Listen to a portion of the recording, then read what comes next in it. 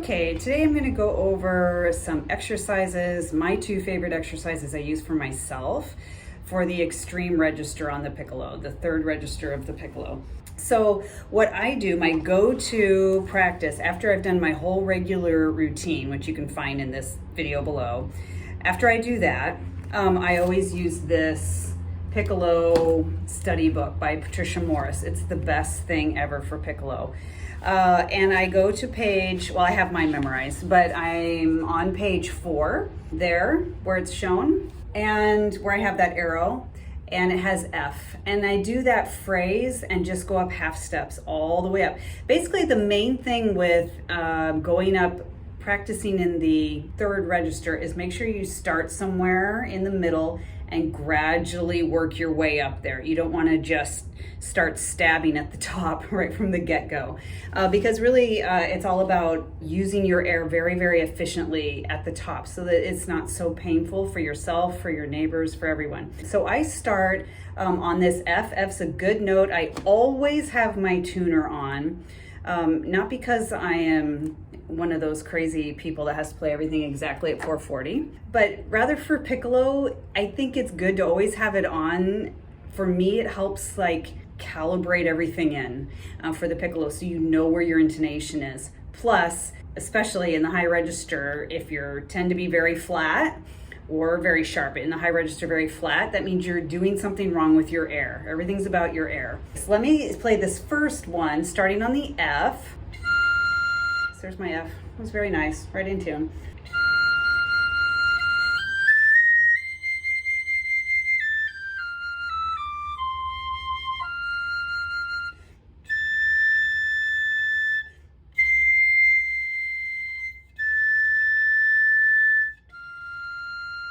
I have to admit, when I get to that part, I always go. There's not any time, but you can spend time on each one. And then you would go F up to F sharp. And then breathe and try to hit the F sharp again exactly in tune. And away you go. One thing I would always do as you're going up on this warm-up or any warm-up is to always use your alternate fingerings, your standard alternate fingerings, as you're doing long tones like this. So the two I would always do as like your regular fingerings on Piccolo is for C sharp, the C sharp 2 ledger lines above the staff, on the left hand, middle finger, ring finger, that's it. And then in the right hand, you have your pinky down for stability, and then add these two as well. That should be your standard C sharp. Not that's way too wild. So this just kind of reels it in. It tends to be a little higher, so you do have to be careful.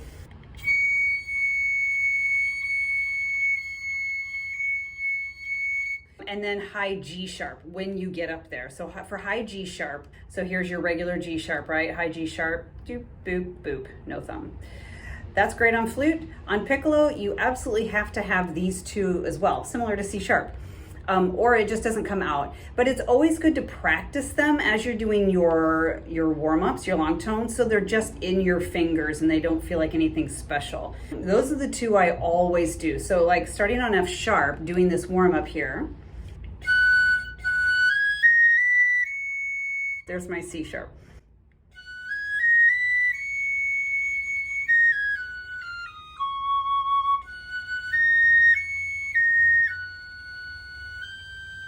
Breathe.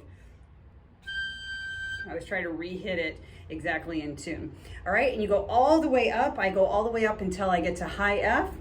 I'll back away a little bit.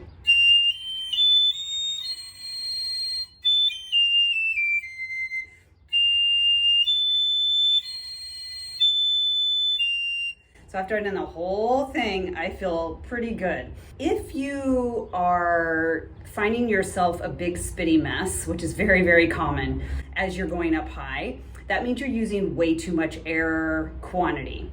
So the air stream is just way too wide. and it's just, there's nowhere for all that air to go. This is so tiny. So you just need to reel it in. Of course, the air has to be very fast. So the speed of the air is everything, especially in the high register on the Piccolo. The quantity of the air needs to be reeled in. So if you're very spitty, it's just way too much air. Or if you're getting the that kind of thing, that means it's also too much air, and your embouchure is just too tight, and you're creating pressure. And then there's just like this explosion of air that has to come out. So you just need a tinier aperture and an airstream to fit it, which is very, very tiny. It takes a while to get used to that. And then the other book I use, reference book for an upper register exercise, is from, I always called it the Red Book, but it's called the Piccolo Practice Book by Patricia Morris and Trevor Y. It has a lot of orchestral excerpts, and there's a lot of paragraphs in there, here and there, that really talk about the airstream, air efficiency, where it goes on the lip plate. I don't have my copy anymore, and I really regret that. Some of the texts that mention air angle for the high register specifically, and it's an exercise you can do, which is to seeing how much air you need to make a note come out. And you can start a note angling your air up higher than it needs to be, and then just lowering it until it splits against the side of the hole there, and then that's your air speed. It's easier said than done. But if I do like a high F, and I'm going to angle my air up too high, so kind of like a lot of bottom lip, and just like angle it to the ceiling.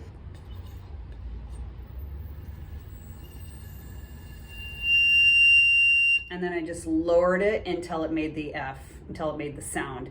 And that's all the air you need. So you can kind of like check yourself like that.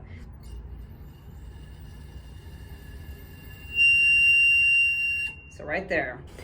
Anyway, so this page 6 from the Red Book, as I call it, this one's more of a longer melody, but I just like it. It wraps around. In the book, it starts on an F sharp. I always start on F just because I do the other exercise on F, but anyway, so I'm going to start on F.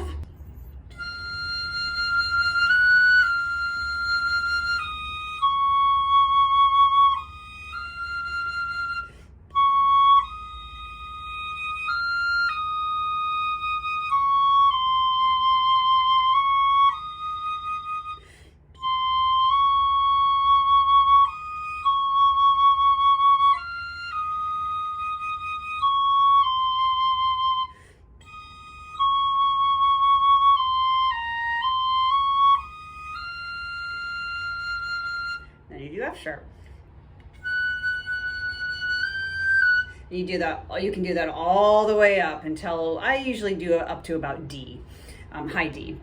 And you going, it takes kind of a lot of time, but I don't know, it just wraps around chromatically, and it just helps you match going from one note down to another, underneath a note and back, just keeping everything as smooth as possible. But if that just seems too involved, because you have to memorize it, they only give you one example in the book, either book, and then you memorize the melody, and you can just keep going gradually up. You can make up any little exercise that's much more manageable to memorize, like starting on F and just go up 4 notes.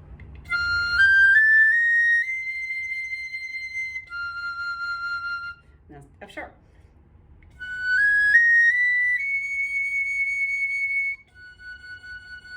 G.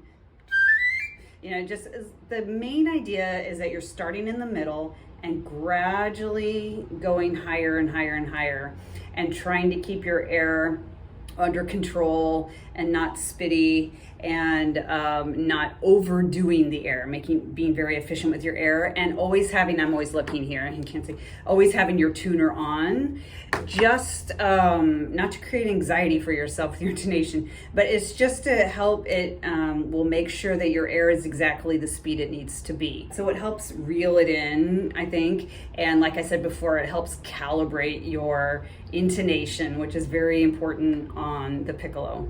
Oh, and the last thing I forgot to mention, earplugs. So I have them in all the time, I don't even notice. But since I play Piccolo a lot, I have these little custom ones now that I've had for a long time with filters. I think these are the mid-range filters. You can get them in 9, 15 and 30 or something like that. And I think these are the 15s. These are the best. If you're going to be playing a good amount of piccolo, I highly recommend getting earplugs. So practicing up high, goes without saying, you need earplugs. I always have them in both ear for up high. When I'm extremely high, like going way up A, B flat, B natural, C natural, and the very top, I up it to, in my right ear, one of these yellow earplugs where it's a 30 filter. So you put that in there and you can't hear anything. And then I put my custom in my left. So I always have it in. It's hard to get used to playing with it, but you will over time get used to it. And it's really just truly essential. One last little thing other than the earplugs that I meant to mention earlier, but I have one of these little flags. Oh, mine's looks like it got sat on. But anyway, one of these little flags. These are great for, especially just in general, but especially doing high register exercises, to always, because you can get kind of spitty, even though you're trying not to, and get a lot of spit in there, and just swabbing your piccolo out after every couple of minutes, and just keeping it clean in there. Because if you do get a little too much spit in there, it can, with the air pressure going through there, you can actually make your piccolo go out of adjustment a little bit just from that. So I just always have this nearby and swab it out every couple minutes. And it might just be psychological, but I feel like it just keeps it dry, and it's part of my warm-up routine, especially when I'm up high, to have earplugs and the swab. Happy practicing up in the high register. I really think the third register for the piccolo sits naturally up there. It's a lot of fun. It's my favorite register. It's kind of where the piccolo belongs and shines. I would just say, as you're feeling you need to practice more up there, some long tones or these exercises I went over, just make sure you don't overdo it. It's really easy to overdo it. If your top lip starts feeling very warm, that means those muscles are fatigued. Or if you keep doing that thing, your muscles are fatigued. So it takes time to develop these muscles in the corners that'll hold everything there. And just give yourself a break. Just do maybe one of those exercises I went over. Or if you're getting super frustrated, that can easily happen. If you're getting super frustrated up there, the notes aren't coming out like you want, you just have to take it away. So a little bit of high register practice goes a long way. So just to summarize, basically going up, you can even just go up half steps. So you want ideally to get up to the extreme high register to the high C without too much effort. You don't want to feel like you're just nailing the note against the wall. So from like F,